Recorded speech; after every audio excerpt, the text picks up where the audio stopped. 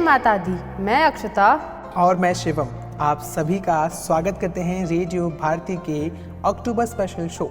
इसका नाम है अक्टूबर त्योहारों का महीना। जैसे कि हमने आपसे वादा किया था कि हम आपको करवाएंगे रूबरू अक्टूबर के एक एक दिन से।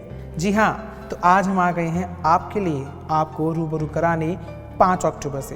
5 अक्टूबर यानी कि नवरात्रि का तीसरा दिन। नवरात्रि के तीसरे दिन माँ दुर्गा के तीसरे स्वरूप की पूजा आराधना का महत्व होता है। माँ दुर्गा जी की तीसरी शक्ति का नाम चंद्रघंटा है।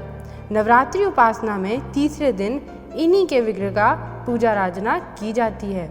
देवी चंद्रघंटा का स्वरूप परम शांतिदायक और कल्याणकारी है। बाघ पर सवार माँ चंद्रघंटा के शरीर का रंग स्वर्ण के समान चमकीला है।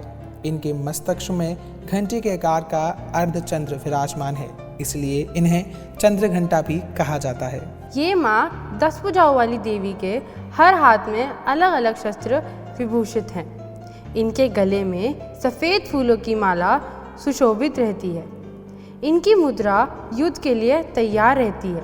इनके घंटे की सी भयानक ध्वनि से अत्याचारी दानव, दैत्य, राक्षस सदैव प्रकम्पित रहते हैं। दुष्टों का दमन और विनाश करने में सदैव तत्पर रहने के बाद भी इनका स्वरूप दर्शक और आराधक के लिए अत्यंत सौम्यता और शांति से परिपूर्ण रहता है। अतः भक्तों के कष्टों का निवारण ये शीघ्र ही कर देती हैं।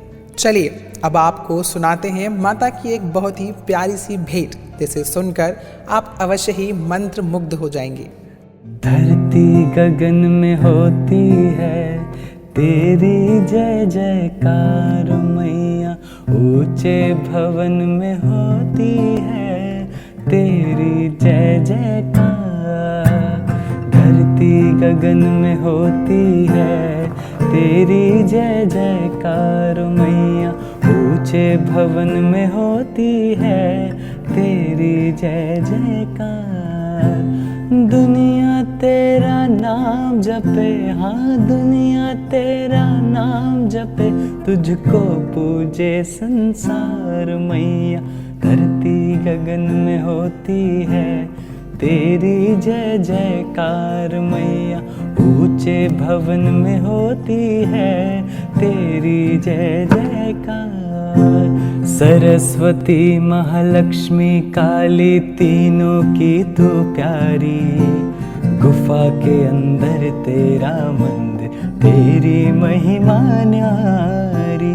शिव की जटा से निकली गंगा आई शरण तिहारी, आदि शक्ति आदि भवानी तेरी शेर सवारी। तेरे अंदर है माँ जगदम्बे, करना तू इतना उपकार। आए हैं तेरे चरणों में, देना हमको प्यार मैया। धरती गगन में होती है तेरी जय जयकार मैया, ऊंचे भवन में होती है तेरी जय जयकार। अभी तक आपने सुना नितिन चौबे की आवाज में माता का बड़ा ही प्यारा सा भजन। अब आपको बताते हैं आगे की कथा। इनका वाहन सिंह है। इनका उपासक सिंह की तरह पराक्रमी और निर्भय हो जाता है। इनके घंटे की ध्वनि सदा अपने भक्तों की प्रेत बातादी से रक्षा करती है। इनका ध्यान करते ही शरणागत की रक्षा के लिए इस घंटे की ध्वनि निनादित होती है। माँ चंद्रघंटा के भक्त और उपासक जहाँ भी जाते हैं, लोग उन्हें देखकर शांति का अनुभव करते हैं। जी हाँ, अब आपको बताते हैं माँ चंद्रघंटा की पूजा का महत्व। इनकी आराधना से साधकों को चिरायु, आरोग्य, सुखी और संपन्न होने का वरदान प्राप्त होता है। माँ चंद्रघंटा की कृपा से साधक के समस्त पाप और बाधाएं नष्ट हो जाती हैं। इनकी आराधना से प्राप्त होने वाली एक बहुत बड़ा सद्गुण यह भी है कि साधक में वीरता, निर्भयता के साथ ही सौम्यता और विनम्रता का भी विकास होता है। उसके मुख, नेत्र तथा संपूर्ण काया में कांति वृद्धि होती है एवं स्वर में दिव्य अलौकिक माधुर्य का समावेश हो जाता है। जी, अब आपको बताते हैं माँ चंद्रघंटा की पूजा विधि आखिर किस प्रकार की जाती है। माता की पूजा। माँ को शुद्ध जल और पंचामृत से स्नान कराएं। अलग अलग तरह के फूल, अक्षत, कुमकुम, सिंदूर अर्पित करें। केसर दूध से बनी मिठाइयाँ या फिर खीर का भोग लगाएं। माँ को सफ़ेद कमल, लाल गुड़हल और गुलाब की माला अर्पण करें और प्रार्थना करते हुए मंत्र जाप करें। इस तरह माँ चंद्रघंटा की पूजा करने से साहस के साथ सौम्यता और विनम्रता में वृद्धि होती है। बिल्कुल सही कहा अक्षता। अब हम अपने दर्शकों को बताते हैं कि आखिर माता का वो कौन सा मंत्र है जिसको हमको उच्चारण करना चाहिए।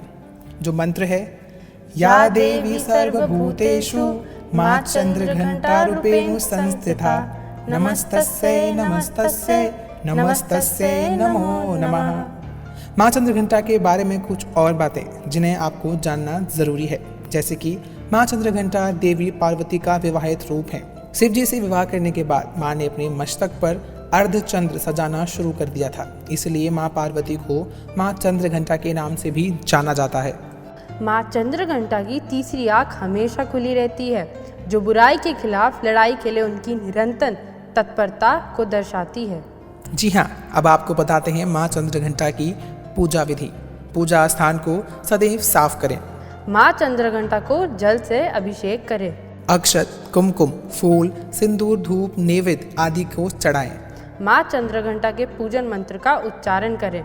उनके प्रिय भोग को उनको अर्पण करें।